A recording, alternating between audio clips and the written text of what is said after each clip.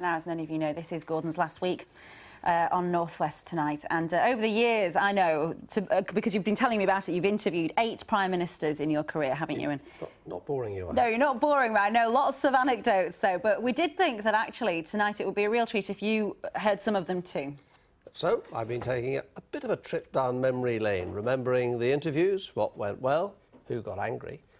Hope you enjoy it. Would you give a nice warm welcome to the Prime Minister, please?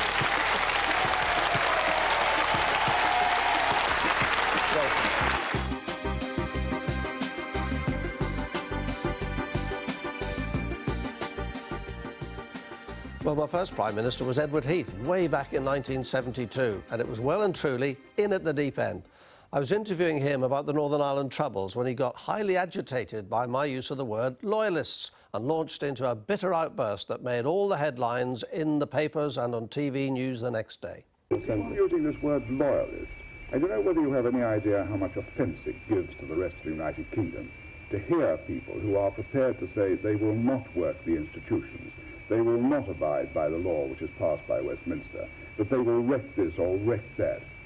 To describe them as loyalists is completely untrue. There are no more disloyal people in the United Kingdom than people who take that attitude. Next up was Harold Wilson at the Labour Party conference in Blackpool for Granada Television. Older viewers will remember, I'm sure, his famous pipe, which he used as a prop. 5 times in 5 minutes he tried to light it. Each time he searched his pockets for his matches. And each time I pointed out that they were right there on the table where he'd left them. He seemed extraordinarily absent-minded, though he was as sharp as a button in the interview. Number 3 was Jim Callaghan. It was at a theatre in London when I hosted the Granada 500, where floating voters from Bolton questioned each of the party leaders 3 days before the 1979 election. During the questioning, he turned on a nurse in the audience who was campaigning for a better deal. Well, there's a nurse in the front row there with a T-shirt saying nurses are worth more. Has been shaking her head through that. I don't know whether you want to say anything. Well, my point was that the nurses always seem to come off worse because they can't or won't go on an all-out strike. Your organisation's accepted the proposal that's been put in front of you. You're now going to an independent commission. They are going to decide what they think is appropriate, not the government, not the health authority. An independent commission, the government's going to accept it. Now, tell me, what's wrong with that, love? Well, a bit of a condescending outburst to precisely the profession no politician should ever attack. 3 days later, he lost the election to Margaret Thatcher, and Labour analysts pinpointed that outburst as the moment the neck-and-neck opinion polls swung against him. So, Margaret Thatcher became the UK's first woman Prime Minister. I interviewed her in Downing Street, during which I got handbagged when I dared to interrupt one of her answers. Not advisable, the Iron Lady.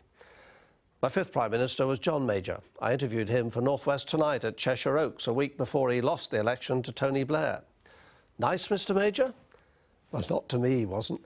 First, he got quite aggressive with me.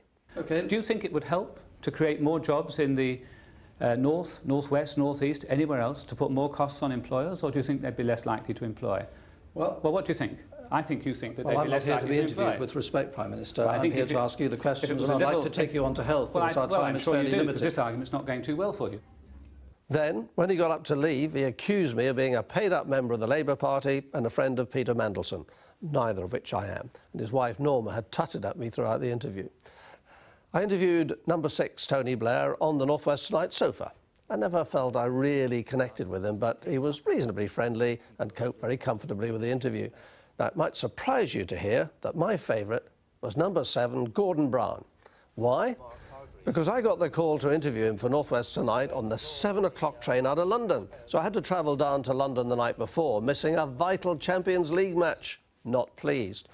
When I sat down with him on the train, he apologised for making me miss the match and said if I'd let him know, I could have popped round to Downing Street the night before to watch it with him. Imagine. Then, incredibly, he said if it ever happened again, I should give number 10 a ring and he'd lay the match on for me. I had this vision of turning up with 2 Indian curry takeaways and 6 cans of lager and telling the policeman on the door, Gordon said it would be OK. When he left Downing Street, he took my dream with him. Finally, it was David Cameron, number 8, right here in this studio just a few weeks ago. I interviewed him about the riots. We see MPs on the make as well from their expenses, who are then allowed to pay it back. And then he said, we take what we want, and look what happens to us, and look at people lecturing us, they said, about morality. People who cheat in banking and who break an economy, they should be punished. MPs who cheat on their expenses should be punished. And there are MPs in prison today, and quite rightly so too. The example isn't being set from the top, look, we need responsibility right through our country. Well, that exchange made all the national news programmes and newspapers, and he looked a bit tense when we finished. But he then quickly relaxed, and we happily chatted away about the Prime Ministers I had encountered. I shall be watching your hair with interest, because nearly every Prime Minister I've interviewed went grey very quickly in the job. I hope you don't. I'm sure I will. But it's been a great pleasure and privilege talking to you. Thank you. Number 8. Thank you. Oh, it was fantastic.